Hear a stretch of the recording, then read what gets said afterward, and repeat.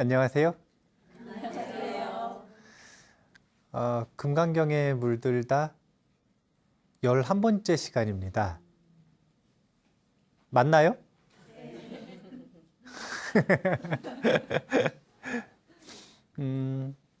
이제 오늘 그리고 다음 시간까지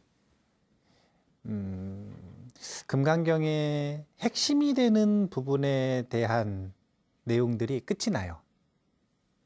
그래서 금강경은 이런 내용이다 라고 하는 것이 이 핵심에 전부 들어있고 나머지는 그 내용에 대한 자세한 뒷부분은 설명드리기 때문에 오늘까지 이제 저희가 공부하는 내용들이 굉장히 중요한데 오늘은 다른 내용을 할 거 아니고요. 금강경의 전체적인 구조에 대한 이야기를 한번 할 거예요. 제가 원래 시작할 때 보통은 맨 첫 회에 금강경의 구조, 즉 목차를 좀 보여드리는 편인데 이번에는 10회 한 다음에 11회차에 일부러 의도적으로 구조를 준비를 했습니다. 혹시 아인슈타인의 IQ가 몇인 줄 아세요? 180. 뭐요? 80? 93? 이제 아인슈타인은 그 여러 가지 숫자들이 있어요. 아인슈타인을 나타내는. 근데 IQ가 최소로 이야기하는 사람들이 160 정도. 그리고 최고로 이야기하는 사람들이 190 정도. 그러니까 160에서 190 정도로 평가를 받고 있어요. 노벨 물리학상을 아인슈타인이 받았나요? 뭐 받았겠죠. 못 받았겠어요. 근데 160에서 190, 즉 최소한 160인 거예요. 자, 그렇다면 우리나라에서 이 IQ가 한 120 정도가 되면 여기 지금 IQ 한 120 되시는 분이 있으신가요? 아는 부부님 120 넘죠? 120대 없어요? 120? 이럴 때는 유니버브님이 제가 120이에요? 이렇게 하는 거예요.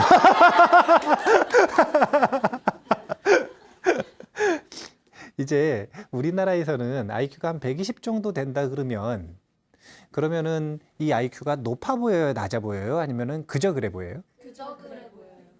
그저 그래 보이죠? 네. 예. 그러면 IQ가 한 120 정도 되는 사람이 있는데 이 사람의 꿈이 뭐냐면은 노벨 물리학상을 받고 싶대요. 자, IQ 120이 노벨 물리학상 받기가 쉬울까요? 어려울까요? 어려워요? 네. 왜? 물리학상은 누구라도 어렵지. 아마 평소에 질문을 들었어도 어렵다고 생각을 하실 수도 있어요. 그런데 제가 일부러 프레임을 더 씌웠어. 시작할 때. 이 질문을 시작하기 전에 아인슈타인이 노벨 물리학상을 받았는지 안 받았는지 정확히 모르겠으나 아인슈타인의 IQ가 몇이라 그랬냐면 최소 160이라 그랬죠. 이 프레임을 씌워놓고 그리고서 물어봤어요. IQ 120이 노벨 물리학상 받는 게 쉽겠나 어렵겠나. 근데 너무 재밌는 거는요. 노벨 물리학상을 받은 이 학자들의 평균 IQ가 120이랍니다. 아니, 우리나라 사람들은 IQ가 120이면 그저 그런 학생인 줄 알아요. 근데 세계에서 제일 똑똑하다라고 이야기하는 노벨 물리학 이 상을 받은 학자들의 평균 IQ가 120. 이제 이 아인슈타인 이후 최고로 유명한 이 물리학자가 리처드 파인만이라고 하는 이 파인만 교수의 이 재미있는 물리학 시리즈들이 있잖아요. 근데 이 리처드 파인만 교수님이 IQ가 124였대요. IQ가 124. 우리가 흔히 착각을 하기를 아인슈타인의 IQ가 너무 높으니까 물리학자들은 IQ가 높을 것이다. 이렇게 착각을 하는 거예요. 그런데 교육계에서 실험을 했단 말이에요. 어떤 실험을 했냐면 상위 0.1% 학생들은 나머지 학생들과 뭐가 다를까? 상위 0.1%의 성적을 가지고 있는 학생들은 나머지 학생들과 뭐가 다를까? 뭐가 다를 것 같으세요? 머리가 좋겠나요? IQ? 노력? 공부하는 시간? 운이 좋아요. 역시 지금 제가 딱 들어보니까 공부 잘하는 학생은 알아요. 한 명만 알았어. 한 명만 알았어요. 저희 누구더라? 아, 효신버부. 아, 승혜버부만 알았어요. 0.1% 학생들의 차이는 복습이랍니다. 그러니까 이런 태도를 가지고 있느냐 안 가지고 있느냐. 복습을 많이 한다 이게 아니라 그냥 복습 자체가 태도인 거예요. 무엇인가를 배우면 그것을 새롭게 해석하고 익히고 반복하는 거. 이게 0.1% 학생들의 나머지 학생들과의 차이점이랍니다. 그런데 이 복습이라고 하는 단어가 잘 보면은요, 이게 다시 붙자이기도 해요. 다시 붙자로 읽기도 해요, 이거를. 그래서 복습을 다시 하는 거라고 생각하는 경향이 있는데, 그럼 복습이라 그래요? 부습이라 그래요? 부습이라고 읽어야 되죠? 다시 하는 게 복습이 아니에요. 복자는 무슨 복자냐면 회복할 복자예요. 회복할 복자. 그래서 이미 배웠었던 지식이 있으면 생각길이 열렸는데 그 생각길을 다시 회복시켜서 그것을 더 확고하게 익힐 때까지 반복하는 거. 어떤 특정한 지식이나 정보를 회복해서 그것을 익혀내는 것. 이걸 복습이라고 하는 거예요. 제가 오늘 복습에 대한 이야기를 왜 할까요? 금강경의 복습도 해드릴 건데 금강경의 구조는 복습 구조예요. 그래서 복습이라고 하는 이 키워드를 가지고 오늘 제가 구조를 알려드릴 거예요. 오늘은 복습이라고 하는 키워드로 두 가지를 할 거예요. 첫 번째는 금강경의 구조를 볼 거고요. 그 다음에 두 번째는 그 구조 속에서 최상승 근기 법문을 오늘 마칠 건데 그 부분을 한번 복습을 해볼 겁니다. 오늘 하는 부분까지가 최상승 근기를 위한 금강경의 내용이에요. 자, 일단은 금강경의 구조는 말도 어려워요. 나선형 반복 구조예요. 나선형 반복 구조. 그러니까 나선형 반복 학습 구조겠죠. 예, 아니면 나선형 복습이라는 단어 쓸 거면 나선형 복습 구조겠죠. 예, 그런데 이제 이 교육학 연구 자료들에서 쓰이는 용어라 제가 그걸 그냥 그대로 가져왔어요. 이제 교육을 하는 방식이거든요. 우리가 무엇인가를 공부할 때 보면 사람들은 너무 오만한 것 같아요. 뭐가 오만하냐면 어려운 내용이 있는데 그걸 자기가 열심히 보면, 집중해서 보면 자기가 그것을 익혀내고 이해할 수 있다라고 착각을 해요. 그런 방식으로 공부를 해요. 근데 이렇게 공부하면 어떻게 되느냐? 책이 이만큼 두꺼워요. 이만큼 해서 시험에 나와야 돼요. 그러면 자기는 이해할 때까지 넘어가면 돼요, 안 돼요? 그러니까 반을 못 가. 반을 못 가요. 근데 공부를 잘하는 학생들은 절대 이렇게 하지 않아요. 공부를 잘하는 학생들은 뭘 믿냐면 무의식을 믿어요. 자기가 이해하는 게 아니라 반복하면 익숙해지면 저절로 알게 된다라고 하는 걸 믿어요. 그래서 애를 써서 노력해서 내가 알 때까지 한다. 이렇게 생각하는 게 아주 오만한 공부 태도라면, 예, 이렇게 하면 못해요, 공부를. 아무리 오래 앉아 있어도 이런 분들 공부 잘 못해요. 그게 아니라 진짜 공부를 잘하는 학생들은 그 노력하는 시간에 차라리 두꺼운 책을 10번 보는 거예요. 대충 훑어가지고. 근데 너무 재밌는 건 이렇게 하면 뇌가 그걸 받아들인다는 거예요. 그 정보를 우리가 이성이라고 생각하고 지성이라고 생각하는 능력보다 무의식 뇌는 훨씬 더 힘이 세요. 그래서 우리가 무엇인가를 공부를 할 때는 나선형 반복 구조라고 하는 교육 태도가 아주 유용한데, 이것이 제가 또 그림을 그리게 되는데 이런 식으로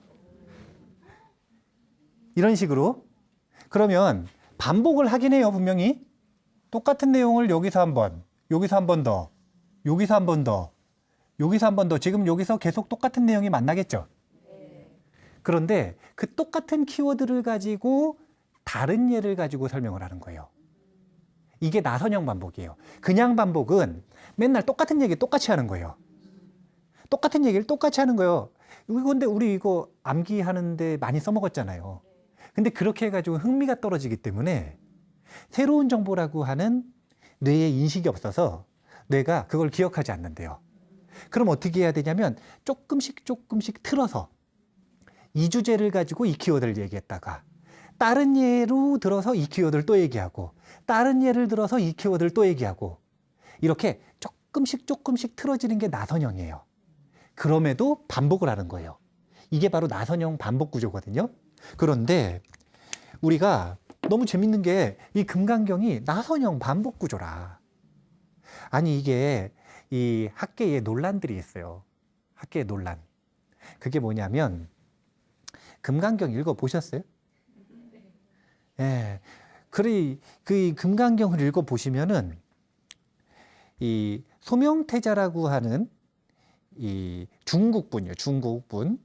근데 이분이 금강경의 구조를 32챕터로 나눴어요. 32분으로 나눴어요.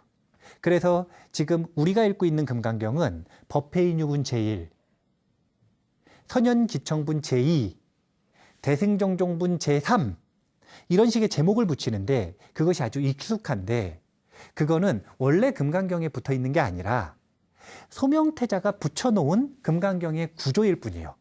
근데 그게 일리가 있으니까 지금까지 동북아시아에서는 그걸 받아들이는 거예요. 그런데 그렇게 나눠놓은 구조 속에서 1분부터 3분까지가 그러니까 오늘 마무리하는 대승정종분까지가 핵심이 되고 그 다음에 14분까지가 내용이 쭉 이어진 다음에 그 이후에는 반복이에요. 똑같은 주제를 또 물어봐요. 똑같은 주제를 또 물어봐요. 똑같은 주제를 또 물어봅니다. 그래서 학자들은 뭐라고 생각을 하냐면 금강경이 결집돼 가지고 만들어질 때 맨 처음에 한 14분 정도까지는 여기가 먼저 만들어지고 나머지 뒷부분은 후대에 첨가된 거다. 그래서 뭐라고 생각을 하냐면 사족이다. 그러니까 떼버려야 된다. 이런 주장을 하는 학자들도 있어요. 왜냐하면 그분들이 보기에는 똑같은 내용이 반복되면 짧은 경전 속에서 이 반야부 600부 반야의 핵심을 금강경에다 집어넣고 싶은데 그걸 핵심을 집어넣으려면 짧아야 돼요? 길어야 돼요?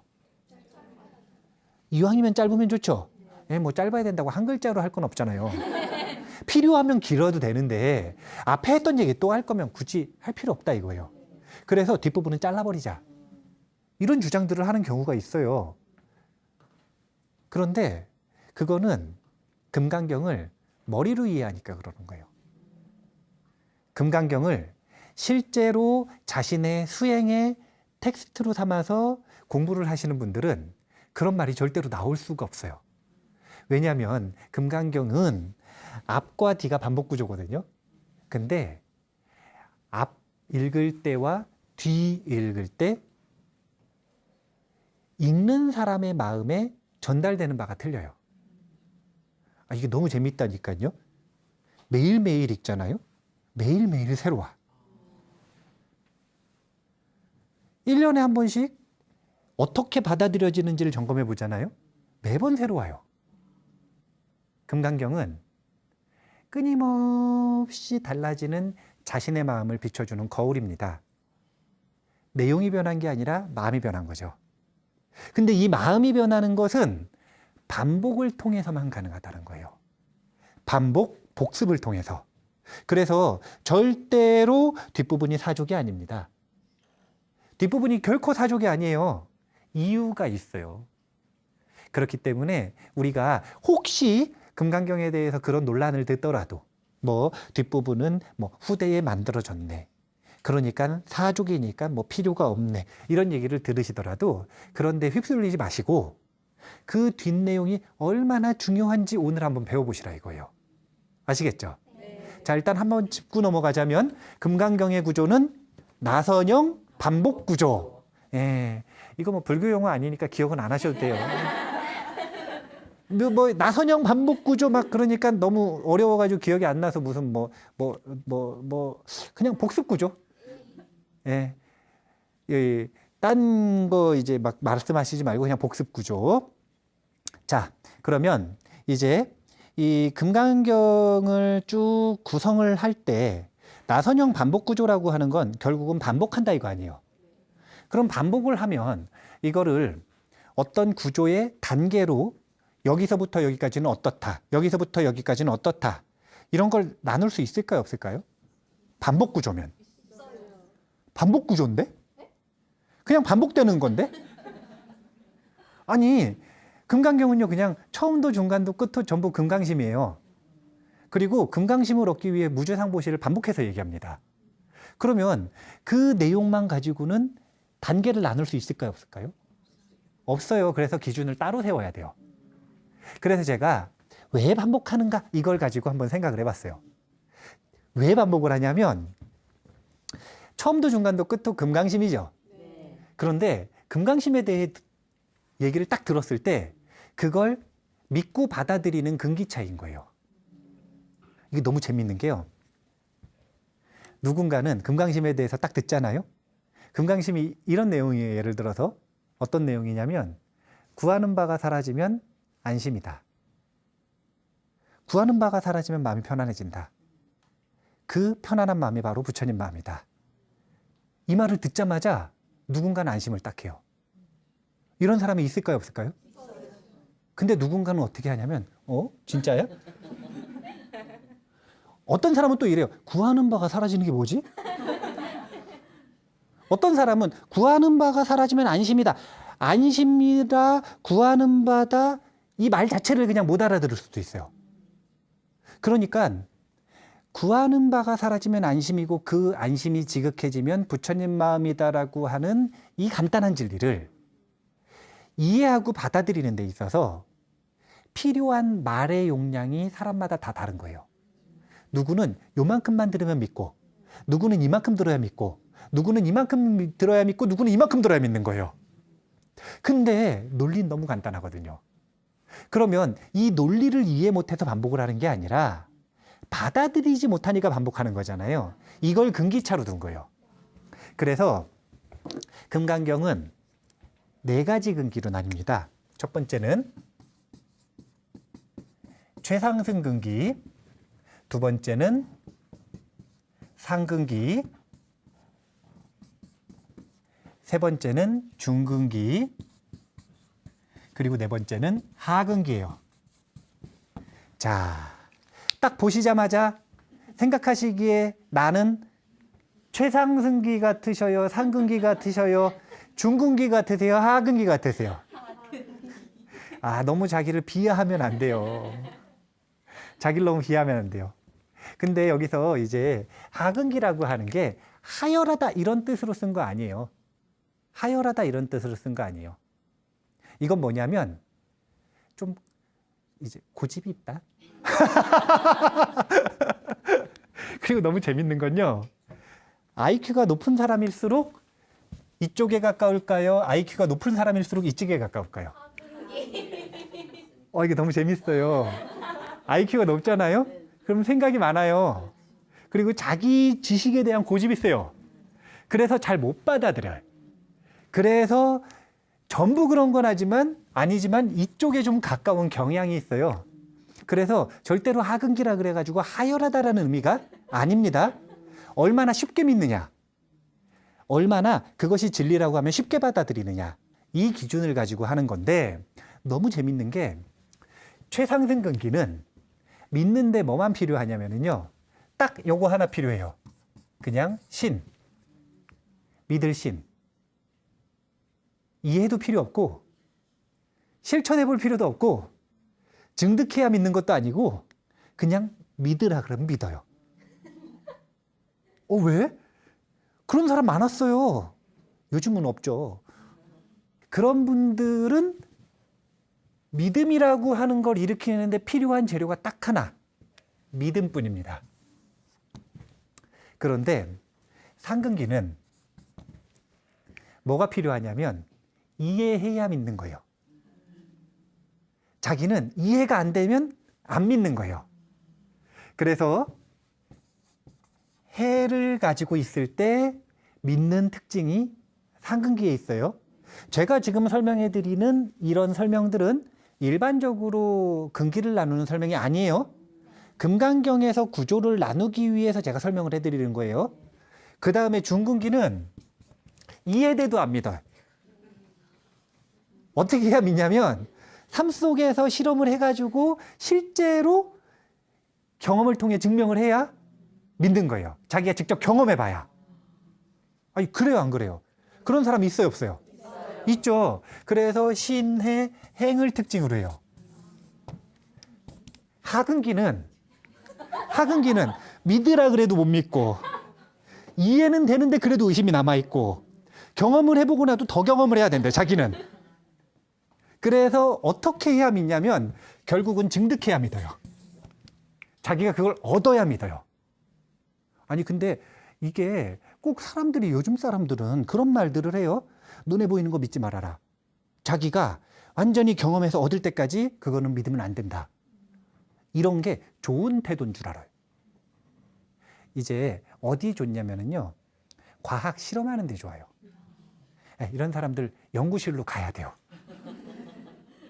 이런 사람들은 절대로 자기가 증득하기 전까지는 그걸 그냥 무조건 가설이라 그래요. 이름도 무조건 이건 가설이에요. 증명 못했기 때문에. 그런데 이 금강심을 배우는 데 있어서는 생각을 해보세요. 그냥 믿어라 그랬더니 청정한 믿음이 났어요. 이런 말이 많이 필요 있어요, 없어요? 어떤 사람은 이해를 좀 해야겠어요. 그럼 말이 좀 많이 필요해요, 안 필요해요? 그런데 이거보다 더 필요한 건 이해를 하다가 실제로 실천해가지고 경험까지 해봐야 돼요. 그럼 더 반복해야겠죠? 이 사람은 증득까지 해야 돼.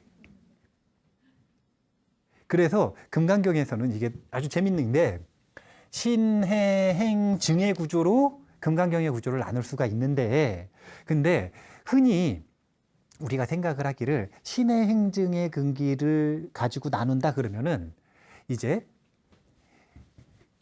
신이 최상승 근기라고 생각을 하지 않고 거꾸로라고 생각을 하는 경우들도 있어요. 신의 행증의 구조를. 근데 금강경에서는 최상승 근기는 신의 특징이 있고 상근기는 해의 특징이 있고 중근기는 행 그리고 하근기는 증을 특징으로 한다.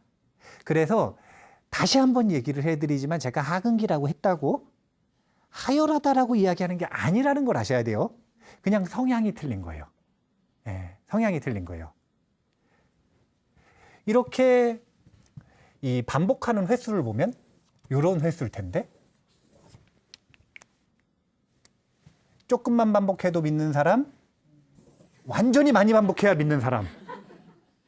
그러면 완전히 많이 반복해야 믿는 사람은 단점이 뭐예요? 시간이 오래 걸리겠죠? 많이 반복해야 되니까. 장점은 뭘까요? 확고합니다. 확고합니다. 믿는데 오래 걸리지만 믿으면 확고한 거예요. 그래서 장단점이 그냥 서로 다른 거예요. 성향이 다른 거. 그리고 어차피 최상승 근기가 거의 없으니까 걱정을 안 하셔도 돼요. 자, 여기까지 정리 한번 해볼게요. 요거 보면은 생각나는 게 있으실 텐데 나선형 반복 구조. 금강경은 첫 번째 그 전체적인 구조를 놓고 보면 나선형 반복 구조예요. 근데 뭘 반복하느냐? 반복하는 건 딱 하나밖에 없어요. 그건 뭐냐면 무주상 보시. 이 5글자예요. 금강경 수행의 핵심은 무주상 보시. 이것을 끊임없이 반복해서 설명을 해주는 겁니다. 조금씩 예를 다르게 들어서. 그런 구조가 전체적인 금강경의 구조예요. 근데 이거를 그렇게 이 하나의 키워드를 가지고 이야기를 하는 게 아니라 좀 레벨을 나누면, 단계를 나누자면 근기 따라 나눌 수가 있는데, 결국은 이 근기라고 하는 건 무주상보시를 도대체 몇 번이나 설명해 줘야 되느냐, 이것의 차이예요. 무주상보시에 대한 설명의 반복을 얼마나 필요로 하느냐. 그래서 최상승근기는 적게, 상근기는 좀, 아니 하근기는 좀 말을 많이 좀 해야 된다라는 거. 그런 차이가 조금 있다. 그래서 이런 구조를 가지고 우리가 금강경을 좀 바라볼 필요가 있다라는 걸 이야기를 해드리는 겁니다. 자, 그러면은 이런 이 금강경의 나선형 반복 구조다, 이런 걸 옛 스님들 중에서 어떤 스님이 이렇게 얘기를 하셨을까요? 옛 스님들 중에 어떤 스님이? 옛 스님들이 저런 말을 썼을까요? 일단 그냥 안 썼겠죠. 네, 나선형 반복 구조, 저런 말을 어디서 써요? 요즘 학계에서 나오는 이야기인데, 예, 이 제가 하는 이야기고요.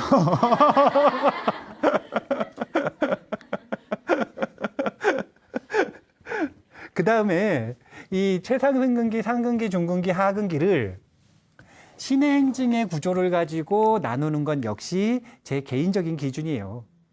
그런데 어차피 지금 여기서 공부하시는 분들이나 TV 보시는 분들이 이거 보시는 이유는 원빈 스님이 금강경을 어떻게 보나 보려고 하시는 거잖아요. 그래서 원빈 스님 식으로, 네, 구조를 나눴다, 이렇게 생각을 하시면 돼요. 자, 그러면은 한번 자세히 볼게요. 이 근기에 따른 구조가, 최상승근기는 신을 근거로 한다 그랬죠. 그래서 최상승근기가 들어서 금강심에 대한 믿음이 일어나는 건 법회인유분하고 대승정종분까지예요. 그런데 법회인유분은, 법회인유분 속에 보면 그냥 부처님의 일상이 나와 있어요.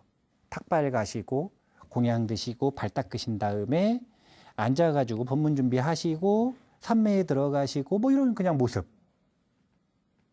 그래서 그 모습 속에는 지금 설법이 있어요, 없어요?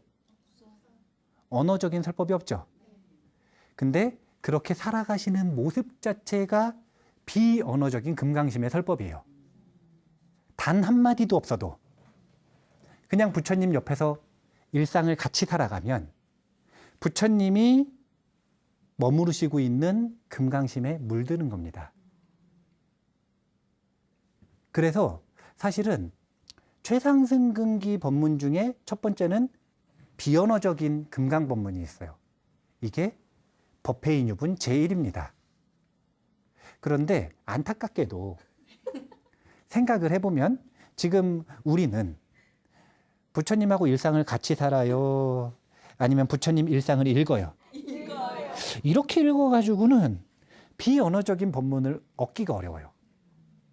그래서 이제 이 동북아시아의 선사들이 법회인유분 제1에서 부처님 법문이 끝났다라고 이야기를 하시는 건 다른 것 때문이 아니라 비언어적인 법문은 이미 그때 끝난 거예요. 말을 한마디도 안 하셔도. 다만 안타깝게도 우리는 부처님하고 같은 시대를 살아가지 못하니 사실은 법회인유분 제1 속의 비언어적인 금강법문을 느끼거나 알아채기는 어려운 게 사실이에요. 그러면 어떤 법문이 필요한가? 언어적인 금강법문이 필요한데 그게 선영기청분 제2와 대승정종분 제3까지입니다. 우리가 지난 시간에 대승정종분 제3을 본 거예요. 거기까지가 언어적으로 금강심이 무엇인지, 금강심을 어떻게 닦아야 되는지 전부 다 얘기하신 거예요. 그래서 상근기, 최상승근기는 요 언어적인 금강법문을 듣자마자 깨달아 버리는 거예요. 여기서 말하는 깨달음이라고 하는 건 금강심에 대한 믿음을 얘기하는 겁니다. 금강심에 대한 확고한 청정한 믿음이 생기는 거예요. 그리고 나서 이제 최상승근기 말고 상근기는 연습 문제를 좀 풀어봐야 될까요? 안 풀어봐야 될까요? 풀어봐야 돼요. 그래서 무주상보시에 대한 한 문제씩을 딱 풀어봐요.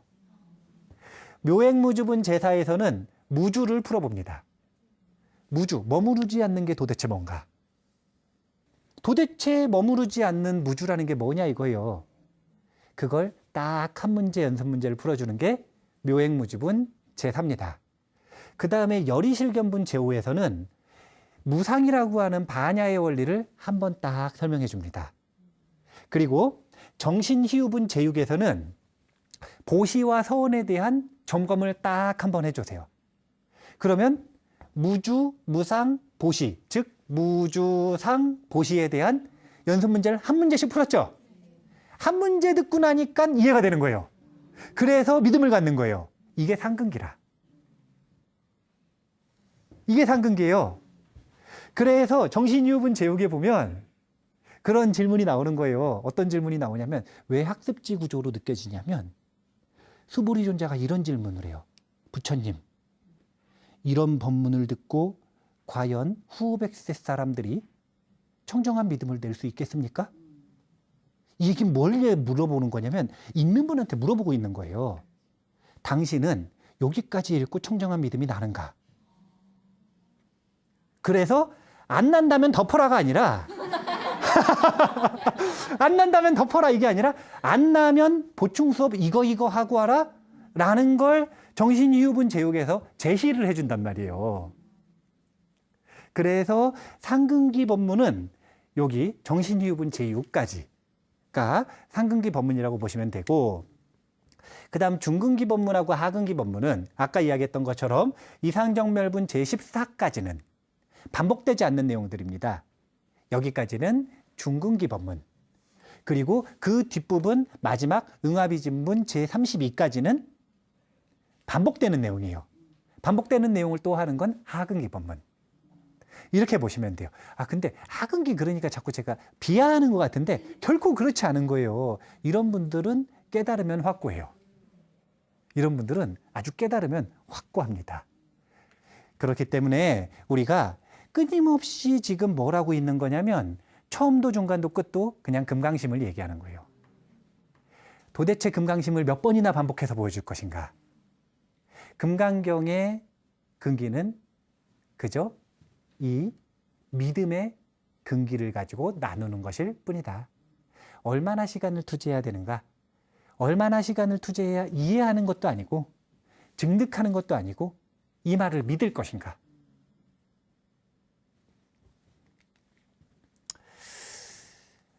시간이 거의 다 됐다 그러는데 어려운 게 나왔어요.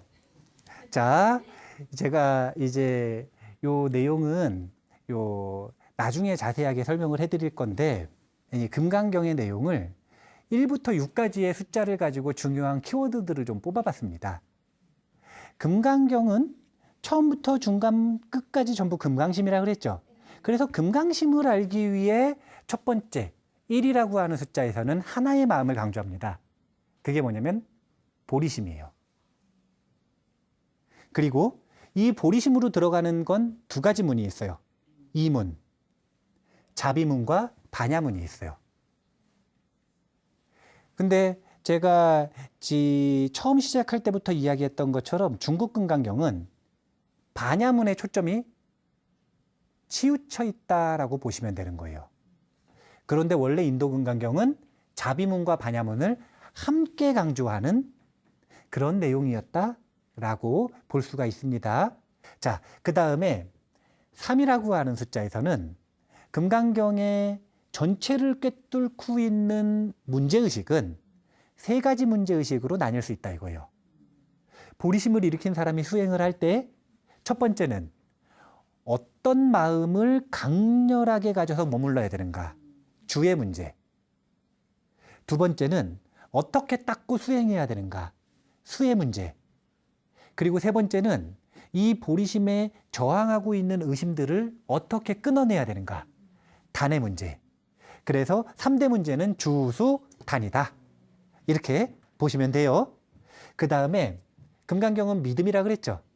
그래서 4가지 믿음이 필요한데 그건 믿는 건 딱 하나밖에 없는 거예요. 금강경에서는 뭘 믿어야 돼요? 처음도 중간도 끝도 금강심이잖아요. 그러니까 금강경에서 말하는 금강심은 광대심, 제일심, 상심, 부전도심으로 나뉜다라고 바로 지난 시간에 공부를 했어요. 이 마음이 다른 게 아니라 이게 바로 부처님 마음이에요. 광대한 마음. 광대한 중생에게 뭐든지 전부 다 주려고 하는 제일의 마음. 근데 그렇게 모든 걸 주고도 단 하나도 잘난 척하지 않는 상심의 마음. 그리고 마지막 티끌만한 오염도 없는 전도된 마음이 없는 부전도심의 마음. 이게 바로 부처님 마음이에요. 그래서 이 부처님 마음에 대한 믿음을 일으키고 그걸 반복해서 익혀나가는 게 금강심입니다. 아니, 금강경입니다. 4가지 믿음, 그리고 5가지 수행 방법이 있어요. 그게 뭐냐면 수지, 독송, 서사, 유통, 위인해설입니다. 이게 너무 재밌는 게요. 금강경을 가지고 종교같이 만드신 분들이 있어요. 마치 요 나무 호래행교 뭔지 아시죠? 일본에서 아주 유명한 집단 아니에요. 묘법연화경이라고 하는 경전을 부처님처럼 모시고 사는 거예요. 묘법연화경이 최고다를 넘어서서 묘법연화경이 그냥 부처님이라. 그래가지고 부처님처럼 경전 이렇게 모시고 이러고 사는 거예요. 근데 이런 것처럼 금강경 자체가 신앙의 대상이 돼서 그 금강경을 지니고 모시고 사는 분들이 있어요. 그런 세력이 만들어졌거든요. 그게 뭐 때문이냐면 수지하는 것만으로 공덕이 크다라고 하는 것, 이 사상 때문에 그러는 거예요. 금강경 공부는 얼마나 쉬우냐. 수지하기만 해도 돼요. 경전을 지니고만 있어도 무한한 공덕이 있대요. 이런 사상. 이 말은 맞는 말일까요? 틀린 말일까요? 맞는 말이에요. 근데 여기서 머무르면 어리석어지는 거예요. 수지를 했으면 그 다음에 독송을 해야 되고, 독송을 했으면 그 다음에 이제 독송하는 성향 말고 베껴 쓰는 사람들 있죠. 서사를 해야 되고, 여기서 끝나는 게 아니라 널리 전달해서 유통을 해야 되고, 그렇게 해서 생긴 알을 가지고 사람들을 만나서 해설을 해줘야 이렇게 수행이 발전해 나가는 건데, 수지에 머물러 가지고 금강경이 최고다 이렇게 모시고만 있으면 그러면 이제 너무 금강경이 이 바다와 같은 공덕을 가지고 있는데 물 한 방울에 집착하고 있는 거예요. 그러면 안 돼요. 그리고 마지막이 이제 육자만행이라 그래서 금강경의 사상은 아까 무주상보시가 핵심인데 그 무주상은 어디에든 붙일 수 있는 겁니다. 모든 것들에 무주상을 붙일 수가 있는 거예요. 제가 지금 법회를 하죠. 어떻게 해야 되는 거냐면 무주상 법회를 해야 되는 거예요. 머무르는 바 없이 집착하는 바 없이 상에 속지 않고 법회를 해야 금강행자라고 할 수가 있는 겁니다. 어디 가가지고 직장 나갔잖아요. 그럼 직장 나가가지고 업무를 볼 때 어떻게 봐야 돼요? 무주상 업무를 봐야지.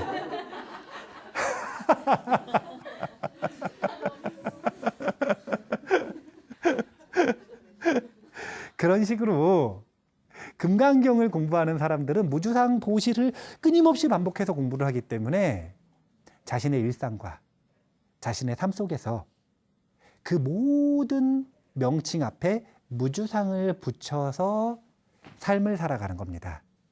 그렇게 할 때 진정한 금강행자라고 할 수 있는 거예요. 자, 딱 하나의 문제예요. 금강경의 구조를 나누는 건. 부처님이 끊임없이 반복해서 말씀하셨습니다. 안심이 바로 불심이다. 마음이 편안해지면 그것이 바로 부처님 마음이다. 그런데 도저히 안 믿어줘, 사람들이. 중생들이 부처님한테 와가지고 맨날 귀의한다 그러고 부처님 말씀 다 믿는다 그러고 이 말만 하면 안 믿어요. 뭐라 그러면 자기는 중생이래요. 어떻게 부처님하고 저하고 간이에요. 그러니까 부처님이 깝깝한 거예요. 얼마나 깝깝했으면 20년 뒤에 수보리 존자가 저 질문을 해주자마자 선제다 이러셨네. 선제다. 금강경의 구조를 나누는 건 딱 하나의 명제예요. 얼마나 더 반복해야 믿어줄 것인가. 스스로에게 한번 물어보셨으면 좋겠어요. 부처님께서 말씀해 주시는 정말 안심스러운 법문. 구하는 바 없는 그 마음이 안심이자 불심이다. 다른 거 더 얻을 필요도 없고 쫓아다닐 필요도 없고 그냥 지금 내 마음을 안심시키면 부처님의 마음은 드러난다. 얼마나 쉬워요. 왜 자꾸 딴 데 쫓아다니느냐 이거예요. 부족하다 그러고 나는 중생이라 그러고 나는 못한다 그러고 이런 핑계들을 언제쯤 끝낼 것인가. 그리고 그걸 끝내기 위해서 어려운 거 할 필요 없습니다. 다음 주부터는 수지부터 하세요. 가져오셔야지. 가져오셔야지. 그래야 언제든지 읽을 거 아니에요. 금강경 보살승 운동이기 때문에 결코 어렵지 않아요. 수지 독송부터 하는 게 뭐가 어려워요. 어렵지 않아요. 그리고 뜻 모르고 독송함에도 불구하고 공덕이 커요. 왜냐하면 그렇게 반복하는 것이 바로 금강경의 본래 구조고 본래 수행 방법이기 때문에 그래요.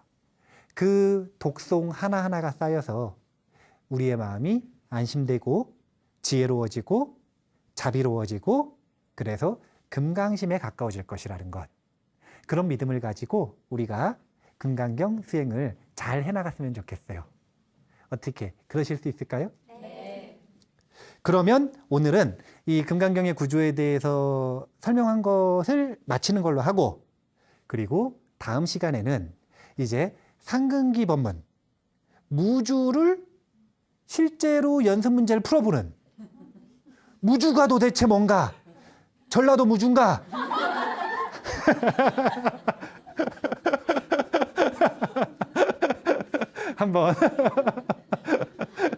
한번 배워보는 걸로 그렇게 하도록 하겠습니다.